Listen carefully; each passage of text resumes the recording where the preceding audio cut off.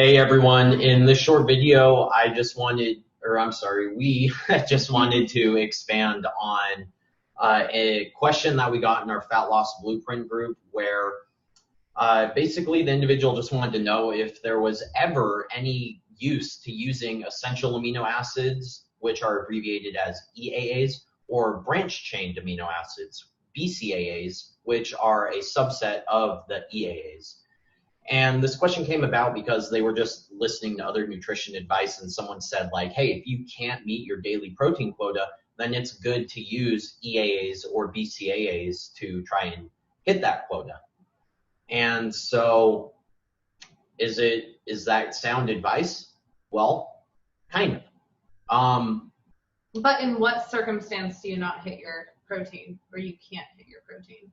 Yeah, so yes, the advice is sound, because if you're not hitting your protein quota, then ideally you would want to take EAAs, the complete set of 9 essential amino acids, to get there. That's way more preferred than BCAAs. But you have to ask this question. Why is it easier to take EAAs than to just use some protein powder? I mean, yeah, EAAs can come in like caps, I guess, but for the most part, you know, somebody shouldn't have difficulty literally throwing a little protein powder in some water and drinking it down. Especially, yeah, I think that the idea is that they're fasted, and so they can go run and they won't break down muscle tissue. That's what a lot of people that endorse them. Okay, say. Right, but even with that logic, there would be no difference between using protein powder and using EAAs. But they think it has no calories. Yeah, and that's a fallacy because it's the FDA loophole. EAAs are not a complete protein. Therefore, you do not need to provide the amount of calories they provide because it's not like a food. But every single amino acid has calories. So if you're getting like 5 grams of pure EAAs, that you're still getting 4 calories per gram on average. So what, 20 calories? Yes, you're still getting 20 calories. The same as if you were to get 5 grams of protein from a protein powder. It's just that it's all coming from EAAs instead of a combination of EAAs with non-essential amino acids.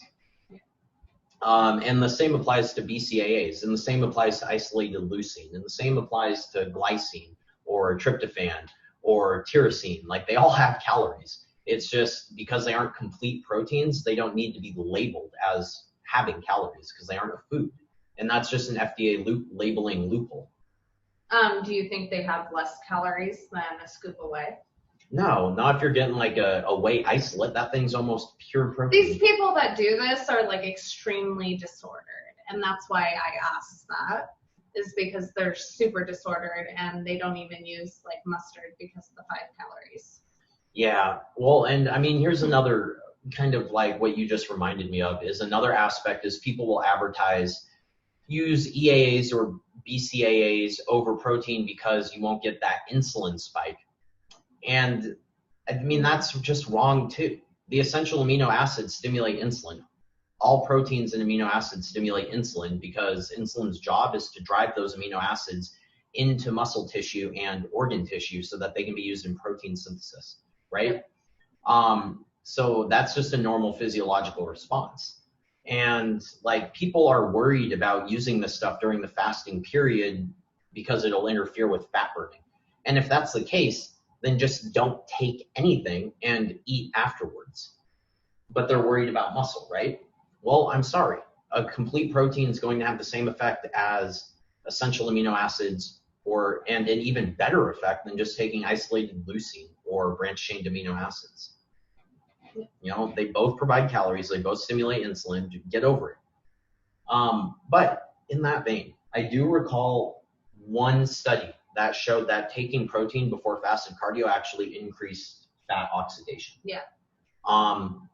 It's just one study, so I mean, it's kind of hard to just draw conclusions from that, but it goes to show that. Well, and it also gives the person more energy, and so they're going to work out harder. So I don't think which people could need to lead be to as like neurotic. a bigger calorie burn, right? If you can push yourself harder in the gym, you're going to burn more calories. And if you're having a whey shake, the reason why people don't or adopt these like crazy fasting protocols is because, I mean, I've experienced it too. Once you start eating, it's very hard to stop.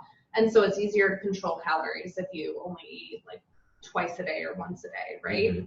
And with the protein shake, you don't really have that same desire to keep eating, from my experience. Yeah. Like, I don't. Yeah. But if I'm like eating solid food, I definitely feel like I want more and more and more. Yeah. Yeah, and if you're worried too about like stomach upset, drinking some protein shakes, not really gonna upset your stomach compared to, you know, drinking some pre-workout or BCAAs or EAAs or whatever. Like, the two are just more similar than they are dissimilar. And the fact that you're probably going to get better effects with a complete protein, plus it's less expensive, I see no reason not just go with a protein powder. And it doesn't even need to be whey. You could, like, if you're vegan, you can use a vegan protein powder. It's fine. So yeah, I think that about covers it. So if you like the content of this video, then awesome. That's what we're trying to do. And if you know someone who you think this information would help out, then send this video their way. Thanks, everyone. Bye.